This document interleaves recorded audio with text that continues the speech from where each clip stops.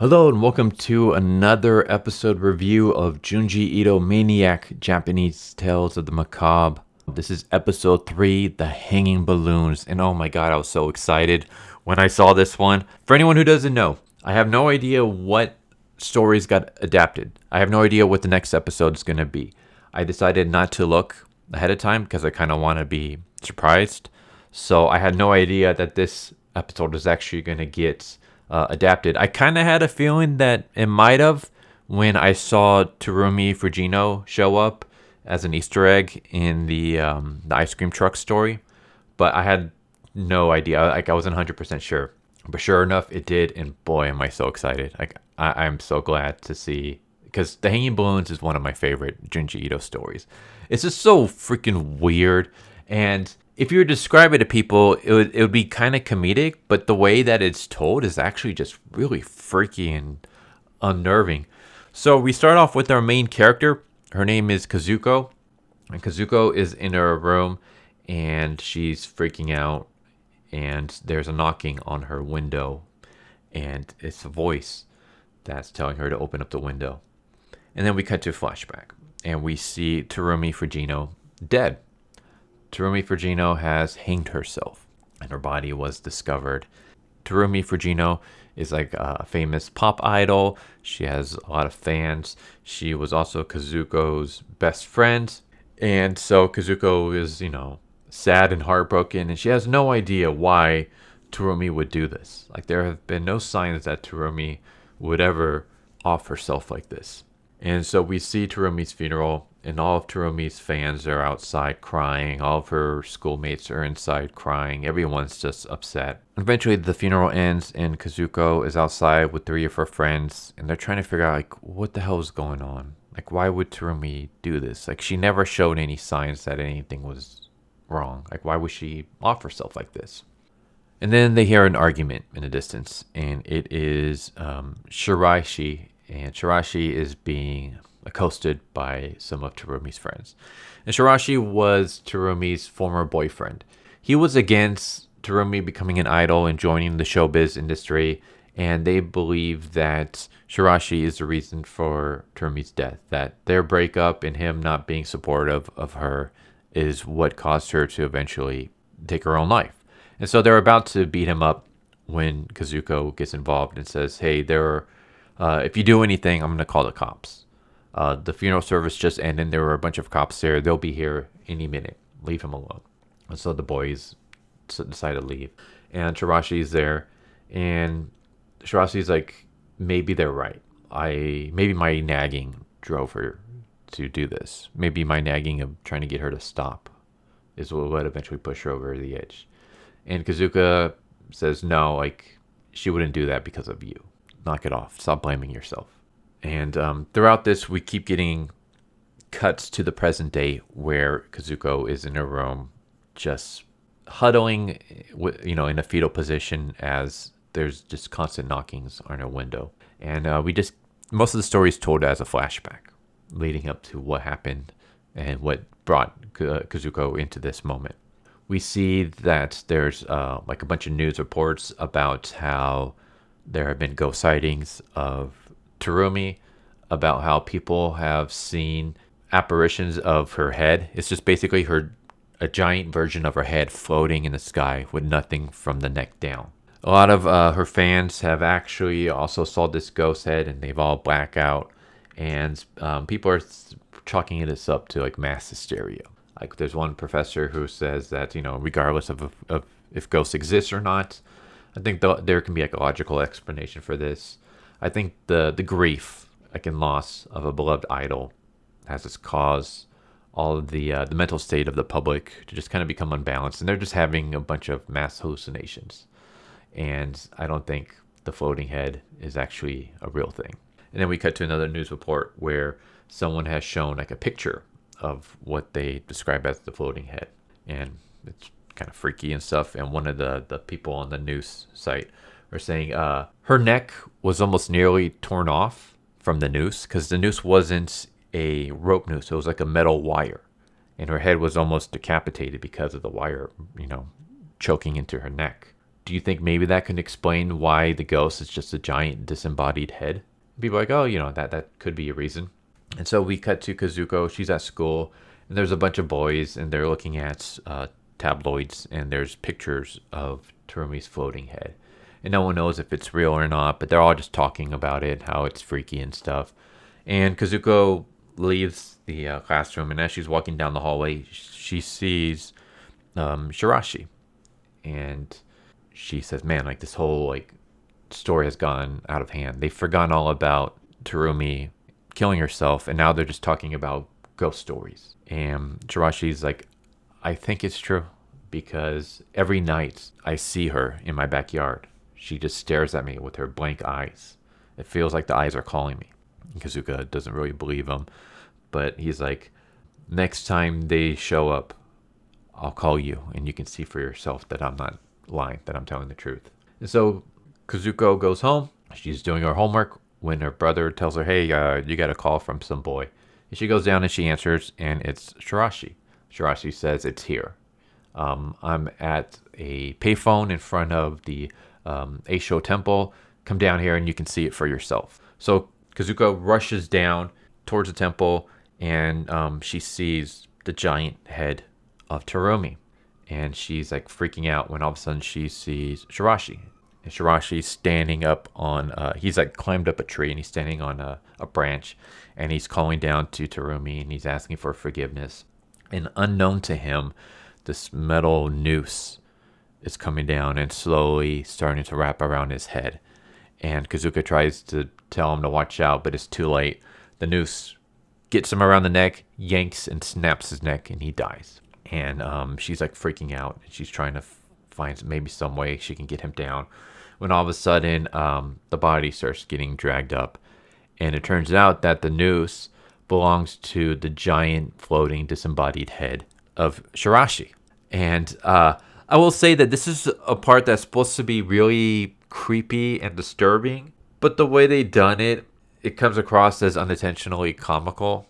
So I was a little bit disappointed by this, but what happens is basically in the manga, the giant head of Shirashi floats up towards the giant head of Terumi, and they come together, and it looks like they're kissing. And it's supposed to be just like really disturbing, because it's basically two giant floating disembodied heads belonging to dead people touching lips. But the way that it's done, there's this weird like sound effect that goes along with the kisses. It sounds like someone rubbing against a balloon. And also Shirashi's body is comically like dangling and flaying in the wind as it's being dragged up. So what should be a really disturbing scene just comes across as completely comedic. So I was a little bit disappointed with that. But yeah, eventually Kazuko tells her friends, like, hey, this is what happened to Shirashi. And her friends don't really believe her. They believe that like Shirashi has been reported as missing. They don't think some giant floating head came down and snapped him up. But Kazuka explains that no, it was this giant head. And I believe that the same thing happened to Terumi. And I don't believe that Terumi actually tried to kill herself. I think this giant head snatched her up, and as it was pulling her away, the rope got caught in the telephone lines and snapped. And that's why we don't see Terumi's body floating with the giant head version of herself. We just saw her being hanged against her apartment building. And that's when all of a sudden they see something up in the sky floating around, and it looks like it's getting closer towards them. And at first they think maybe it might just be like advertising blimps or whatever. But then they start realizing that whatever this floating thing is, it looks like there's wires coming down from it that look like nooses. And as it comes closer and closer, it turns out that the floating heads belong to Kazuko and her three friends. And before they can do anything, the nooses rush out at them, and it snatches two of Kazuko's friends and it just immediately snaps their necks and carries their bodies away. And only Kazuko and Chiharu were able to dodge out of the noose. And they rush into this alleyway where the disembodied head of Kazuko and Chiharu are there trying to get the nooses in. And so they start screaming. And this Ultra Chad shows up. He's like, hey, what's all the yelling about? And they're like, please help us. This thing's trying to kill us. And he looks and he sees giant floating heads. And like, he doesn't freak out or anything. Like, his immediate reaction is like, don't worry, I got this. And he disappears for a quick moment and he comes out with a crossbow. And it's like, dude, where the hell did you get this crossbow? Especially in Japan, where I'm assuming their gun laws and weapon laws in general are like very, very strict. But yeah, he just gets this crossbow and he shoots the head of Chiharu. And so the head of Chiharu gets impaled. It basically like deflates, almost like all the gas has come out of it, and it just falls to the floor and it dies.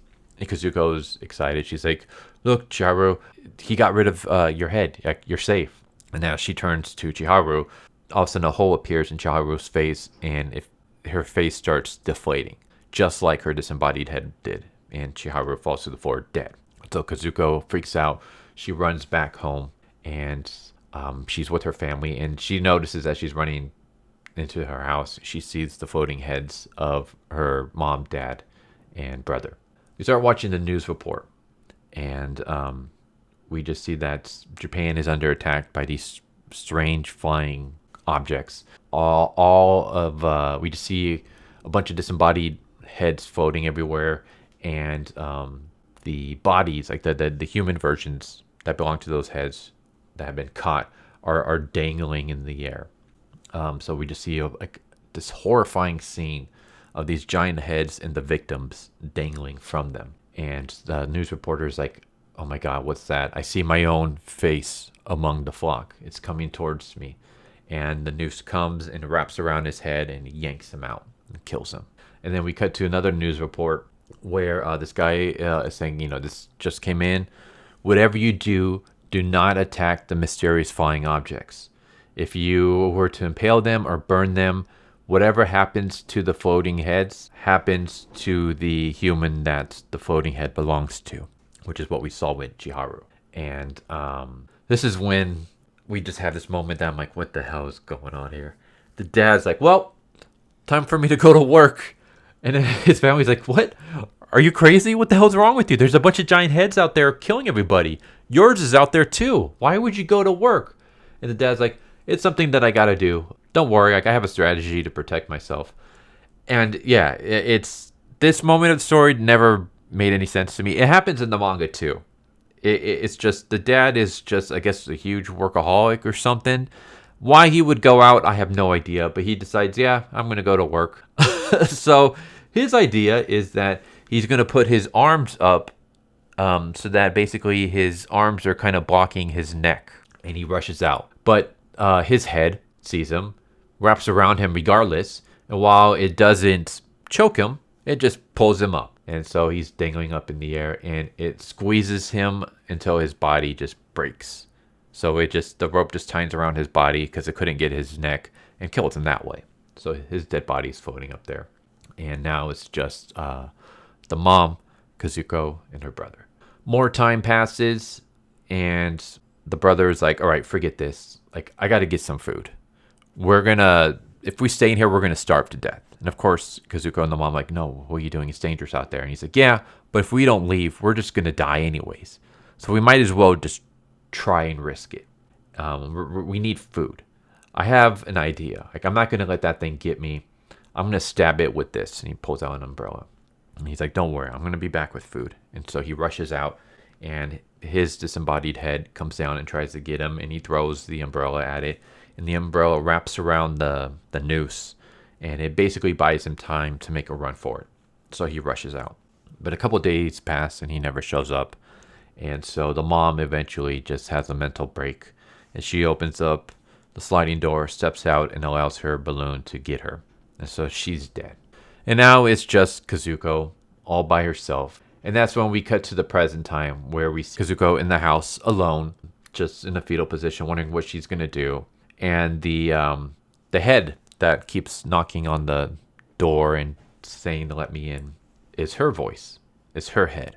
So her head's basically been taunting her to open up the door. Well, to open up the window to her bedroom and just join us already. You're being selfish. You're the only one left alive. Just give up already. And Kazuko refuses. And that's when she hears the voice of her brother. And he's like, sis, are you in there? I got food. Hurry up. I can only outrun it for so long. How's mom? Is she okay? And Kazuko goes and she opens up the window and she sees the dead body of her brother with the umbrella like impaled through him. Eventually, at some point, her brother's disembodied head was able to get him.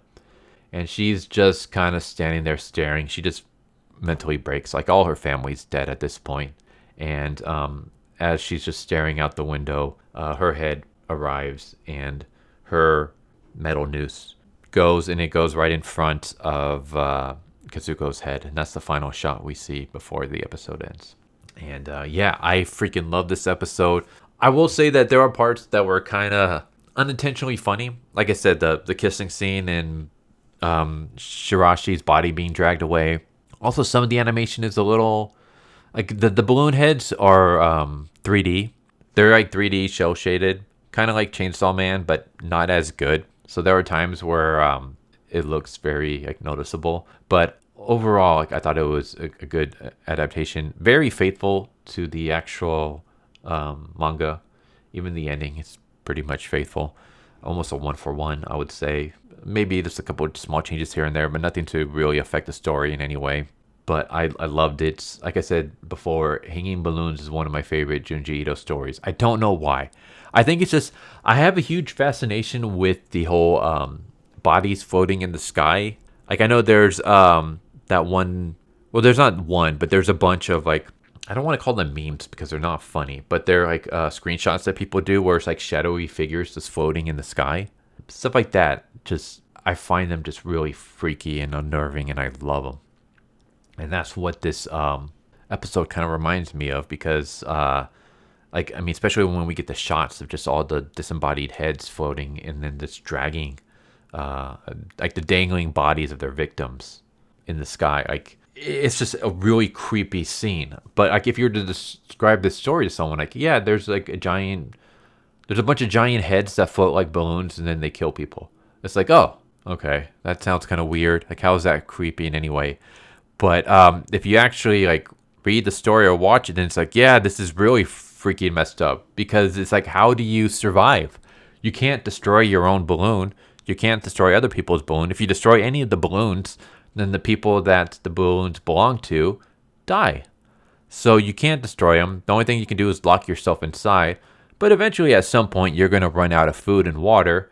So you're going to have to trek outside. But once you do, you got this giant floating balloon with metal nooses chasing after you. So you're pretty much screwed. And it's just how long do you have it within yourself to put up this fight before you accept your fate? So yeah, it's just really creepy. And just also just the idea of we never find out what are these balloons, what do they represent, why are they here, are they aliens, are they demons, are they some kind of ghostly apparition? Like, what exactly are they? Why do they want to kill the human versions of themselves? We never know. And I think that makes it better because you can insert whatever explanations you want into it. But yeah, I love Hanging Balloons. And I thought this was a really great adaptation. Like I said, minus the kissing scene and Shirashi's body and being dangled. Like, other than that, because that just, it came across very comedic rather than just the unnerving creepiness that's supposed to be. Other than that, this episode has been awesome, and it's my favorite one so far. And yeah, I loved it. It was great. Voice acting, phenomenal as always. Animation was good for the most part. Again, the 3D balloon heads are okay at some parts, and then they're not okay at other parts. Like, you can totally tell that they're just 3D, like they're CGI. So it looks just a little bit weird. Like, you get like a little bit of an uncanny valley feeling, but not in a creepy way. Just in a, oh, okay. It doesn't really take you out of the story, but it could have been a lot better. But other than that, like, I thought it was great overall. I loved it. But there you go. There's the Hanging Balloon. Hope you enjoyed. Hope to see you next time. And I'm excited to see what the next episode is. Like I said, I have no idea what the next episode is going to be about until I actually get to see it. Fingers crossed it's good. I'm hoping at some point we get the tall lady, or I would love to see the enigma of Amigara Fault. That I want to see that adapted. That would be so great. Like if I was doing this, I would probably have that be the season finale, just because that's such a like memorable story. Even people who aren't really familiar with Junji Ito at least know that story with the holes in the mountains. So I'm hoping that we get an adaptation of that. Fingers crossed. But yeah, I guess we'll see what the next episode's gonna bring us. But there you go. Hope you enjoyed. Hope to see you next time. Take care. Later.